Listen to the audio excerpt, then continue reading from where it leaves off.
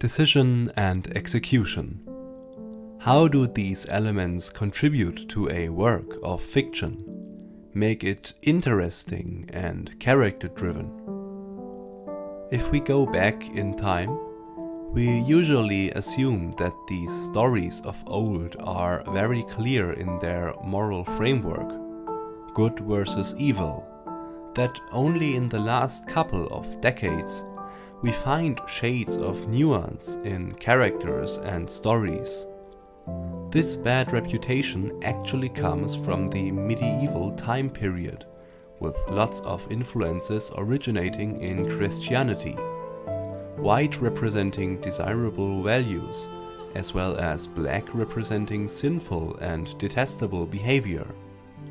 Of course, this system also influenced fiction from that time, gigantic epics like Beowulf or Sigurd. If we go further back in time, though, we find heroes with questionable motives or grey morality that ancient Greek poets used to color their stories. The principle of ethos was born. Defined by Aristotle, a character from the ancient epics, tragedies, comedies, or satire plays has to be driven by his or her deep ethical code, by which they are determined.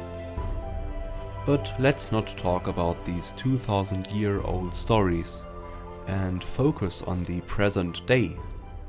Let's focus on one of the best character-driven works of the last decade, Makoto Shinkai's Your Name.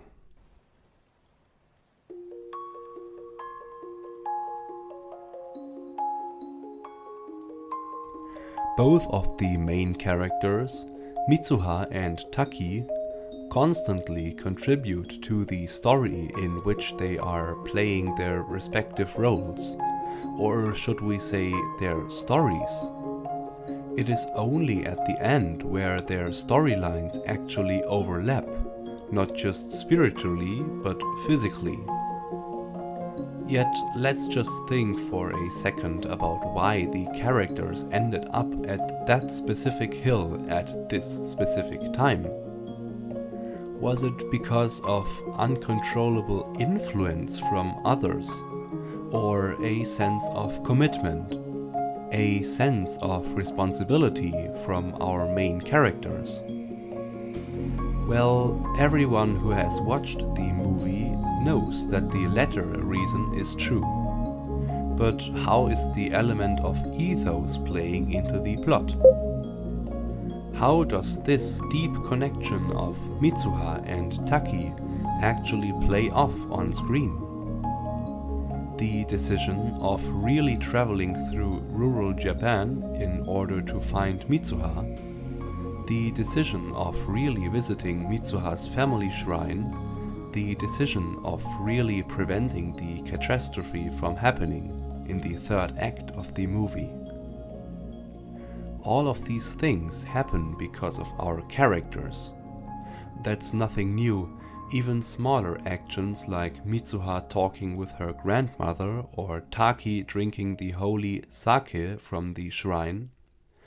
But every single act eventually is overshadowed by the only concept that is not within our protagonist's reach, the comet.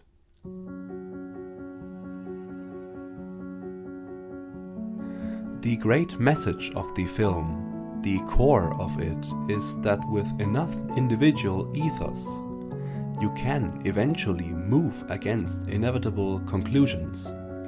Well, first note that this idea actually goes against the Aristotelian concept of ethos, because even with deeply ethical characters in the tales of old, it was not possible to escape your fate, no matter how hard you might have tried.